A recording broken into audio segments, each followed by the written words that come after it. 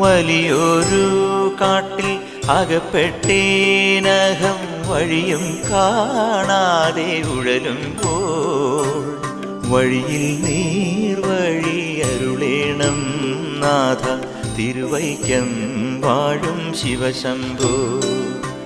ശിവശംഭോ ശംഭോ ശിവശംഭോ ശംഭോ ശിവശംഭോ ശംഭോ ശിവശംഭോ ശിവശംഭോ ശംഭോ ശിവശംഭോ ശംഭോ ശിവശംഭോ ശംഭോ ശിവശംഭോ.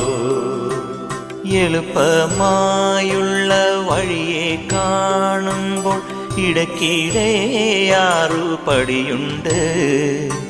പടിയാറും കടന്നവിടെ ചെല്ലുമ്പോൾ ശിവനെ കാണാകും ശിവശംഭോ. ശിവശംഭോ ശംഭോ